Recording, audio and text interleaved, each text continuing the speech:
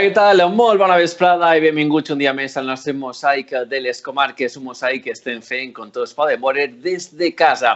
I per a començar el programa d'avui, se n'anem hasta Nueva York, sí, hasta Nueva York, allí está Emilio Domenech. Muy buenas tardes, Emilio, ¿qué tal estás?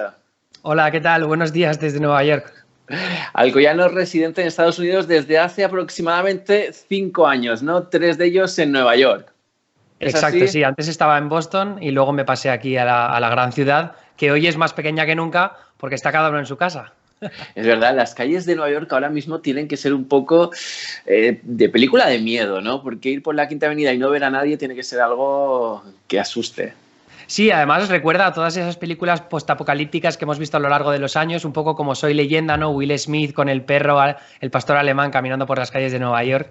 Es un poco así. Es verdad que yo puedo hablar de lo que veo de Nueva York, que están las calles vacías, pero por lo que me pasan los amigos que tengo que viven en Manhattan. Yo vivo en el Bronx, entonces los vídeos que me pasan ellos grabados desde sus casas, desde el balcón, es lo único que puedo ver de lo vacío que está la ciudad. Tú eres periodista, trabajas para diferentes medios de comunicación de aquí en España, tienes una especial relación con La Sexta, trabajas también en política, ¿no? Tratas el tema político de Estados Unidos. Me he especializado sobre todo en política estadounidense porque cuando vine aquí yo estaba muy interesado en la política por cómo funcionaba, pues porque es fascinante el hecho de que tengan un sistema federal con estos estados que está tan dividido, la forma de gobernar sobre los ciudadanos, ¿no? Y la representación que es también mucho más directa con respecto a lo que tenemos en España. Yo siempre estuve muy fascinado por eso y más o menos en el último año he empezado a hablar sobre política estadounidense en unos vídeos que hago para Neutral, que es una productora que hace muchos programas para La Sexta. ¿Cómo ves la situación en Estados Unidos? Porque ahí tú estás hablando de una forma diferente de gobernar, de hacer política, pero esa forma diferente ahora mismo están un poco caóticos, ¿no? El presidente dice una cosa, el gobernador dice otra, el alcalde de Nueva York dice otra, no parece que se lleguen a poner todos de acuerdo en el mismo problema. Sí, yo creo que tienes dos problemas graves a la hora de hablar de cómo funciona Estados Unidos. Por un lado tienes el problema del sistema federal y el sistema estatal, ¿no? Esa diferencia de gobernar, ¿no? Que tiene por una parte el presidente y por otra los estados y las localidades. Entonces, muchas veces se piensa que es el gobierno federal el que tiene que tomar las decisiones de la gente se tiene que quedar en casa, pero en realidad esa competencia suele caer en los estados. Entonces tienen que ser los gobernadores los que digan, oye, mira, quedaos en casa. ¿Qué es lo que ha pasado? Que ha habido una diferencia entre, sobre todo, no voy a generalizar porque hay casos particulares en los que no se produce así, pero sobre todo son los gobernadores demócratas de estados como Nueva York, que ha visto el mayor palo hasta ahora con el tema del coronavirus, gobernadores como el de Washington, el estado de Washington, que también es demócrata, California. Entonces ellos han tomado las decisiones un poco más tempranas, a finales del mes de marzo, de decir que la gente se quede en casa. Sin embargo, Trump no ha dado una orden federal. Entonces hay muchos estados en el sur, tienes Oklahoma, Mississippi, Tennessee, que son estados que no han dado órdenes de quedarse en casa. Hoy justo salía un artículo en el New York Times que en muchos de esos estados se ha visto que todavía hay mucha gente moviéndose. Florida tenía las playas abiertas hasta hace una semana, ¿no? Entonces esa es una diferencia clave que yo creo que hay que asumir. Y luego la otra es el tema de las agencias federales y las empresas privadas. Y el hecho de que cómo se hacen los test, que es un problema que también hemos tenido en España, pues no ha dejado que se hagan tantos test como debería hacerse para tener un control mayor de lo que es la crisis del coronavirus. Estás hablando del estado de Nueva York, que ha sido el desmadre. En muy poco tiempo es el que más casos tiene de personas infectadas y el de más personas también fallecidas. Sí, pero sobre todo porque se han hecho muchos más test. Evidentemente la crisis es mayor aquí porque la densidad de la población es mucho más grande, es la mayor del país, la ciudad más poblada de todo el país. O sea que eso influye muchísimo. Aparte, un centro turístico y de entretenimiento tan grande. Tienes teatros, tienes discotecas, tienes bares, todos llenos hasta la bandera hasta hace apenas 2 o 3 semanas. Entonces eso ha influido para que se siga dispersando el virus, propagando el virus a una velocidad alarmante. Pero también se han hecho muchísimos test con respecto a otros estados, entonces hay un entendimiento del problema mucho más grande que en otros lados. De todas maneras, evidentemente, la crisis es muy grave y el número de muertos ya lo está demostrando, sobre todo en lo que es la ciudad de Nueva York. En distritos como Brooklyn y Queens está siendo gravísimo. Están hablando de cifras que podrían llegar hasta los 240.000 estadounidenses fallecidos. Son cifras muy, muy elevadas. Sí, son cifras elevadísimas y es un poco el problema de lo que decía antes, esta descompensación de los dos sistemas, ¿no? Tanto de lo público-privado con lo estatal-federal. Y lo de las cifras las comentaba el otro día el doctor Fauci y Deborah Birx, que son como los dos expertos más prominentes de ese equipo contra el coronavirus que tiene la Casa Blanca establecido, y ellos lo que decían es eso, entre 100.000 y 240.000 muertos, tomando las medidas que se están tomando ahora y teniendo en cuenta que se respeten. Sin embargo, tienes a parte de la derecha estadounidense que ya está abogando por reabrir la economía, porque si no esto se descalabra y al final las consecuencias económicas van a ser incluso peores. No es lo que dice Trump, ¿no? Que al final lo que no quiere es que la cura sea peor que la enfermedad. A veremos a dónde llegamos. ¿Desde cuándo estáis encerrados en casa? Tú trabajas desde casa, ¿no? Pero ¿desde qué momento dijeron ya no salgáis a la calle? Los colegios sí que hace un par de semanas, creo, ¿no? Que los niños ya no van a clase. ¿Desde cuándo están...? Yo diría que aquí es desde el 23 de marzo pusieron la orden de quedarse en casa por parte del gobernador Andrew Cuomo, pero bueno, yo llevo quedándome en casa desde hace por lo menos un mes, porque nosotros tenemos la ventaja, entre comillas, que en realidad también es tristeza, de que en España la situación se agravó un poco antes. Entonces, partiendo con esa información, yo me quedé en casa encerrado, solo saliendo para primeras necesidades. ¿El problema cuál es?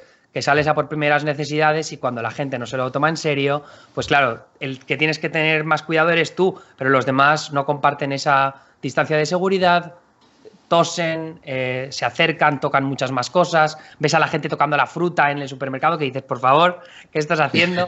Quiero coger alcachofas también y no puedes, claro. La gente es inconsciente, no se lo llega a creer. Sí. Bueno, esto te hablo hace 2 semanas, que es la última vez que he ido a un supermercado. Desde entonces lo intento hacer todo online. Y aunque sí, también está siendo un problema porque está todo saturado. En Amazon aquí, por ejemplo, que funciona el supermercado, el Amazon Fresh que se llama, o sea, o te pones a las 12 de la madrugada a coger un espacio de hora para que te traiga el repartidor o no hay forma. ¿Sí? No, es alucinante. Y eso, Amazon, por ejemplo, ha anunciado que va a contratar a 100.000 personas más para poder estar a la altura de la demanda, porque está siendo evidentemente alucinante. ¿Está preparada una ciudad como Nueva York para una crisis como esta?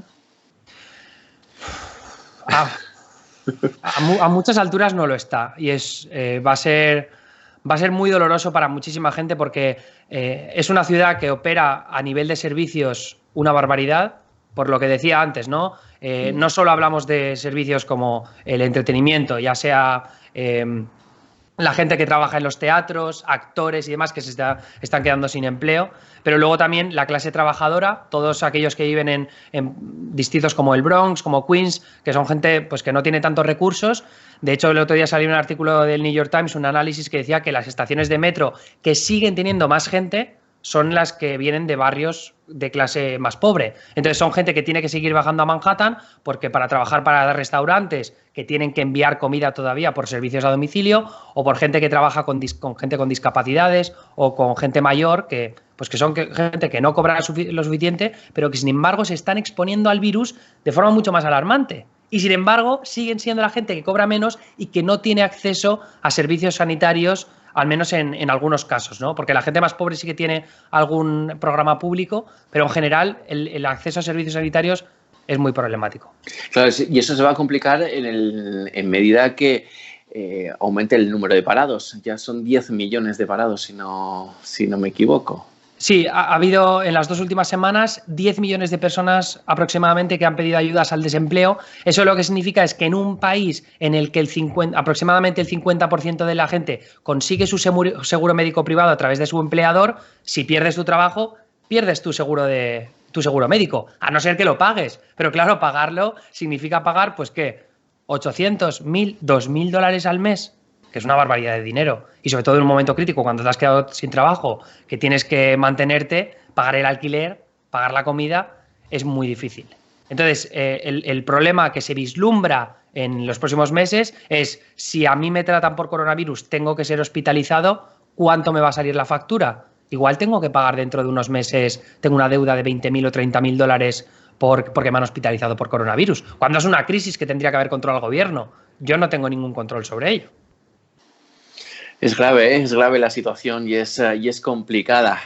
Espero que se solucione de la mejor forma posible, pero lo veo un poco difícil. La sanidad en Manhattan, en la parte baja, creo que han hecho un gran hospital, ¿no? En un centro de arte que había por ahí abajo. Sí, es un centro de convenciones, el Javits Center, es la Guardia Nacional, que son militares reservistas, han establecido pues unos 1000 camas hospitalarias, sobre todo para servir a gente que no tiene el COVID, ¿vale? Porque es una forma de aliviar la presión que tienen los otros hospitales. Y también hay un buque hospitalario, que es el Comfort, que también tiene otras 1000 camas, pero también para gente que no tenga COVID. Bueno, hay que cuidarse y mantener las distancias. De momento creo que el alcalde ya ha cerrado los parques públicos, ya ha precintado, ya ha quitado los aros de las canastas para que no puedan ir a jugar la gente, ¿no? Y no exponerse tanto. Sí, porque lo que sí que está permitido en la ciudad de Nueva York es salir a hacer ejercicio, entonces hay gente que se lo ha tomado como que salir a hacer ejercicio es jugar al básquet, que evidentemente hay mucho contacto físico, cuando no. Lo que dicen es, vale, sal a hacer ejercicio, pero ten cuidado, mantén la distancia de seguridad. No se están tomando esas medidas de seguridad. Y yo creo que ha pasado una cosa parecida en España, ¿no? Que ahora la gente parece que tienen más perros, ¿no? Porque salen más a sacar al perro. Pues aquí es lo mismo, pero los que no salían a correr, ahora sí que salen a correr. Entonces tienes el cauce del Hudson, que está, pues es una zona preciosa para salir a correr, todo lleno de gente haciendo ejercicio. Y no hay distancia de seguridad, claro. Emilio, cuídate, hablamos pronto y espero que todo esto se lo tome muy en serio y la gente se quede en casa y sobre todo que respeten las medidas de distancia y sobre todo que no pasen el virus de unos a otros. Emilio, un placer hablar contigo. Lo he dicho, cuídate. Un placer también, que vaya bien por ahí. Hasta luego. Bueno, no se vayan perquè nosaltres anem a fer 2 consells publicitaris i tornem en seguida.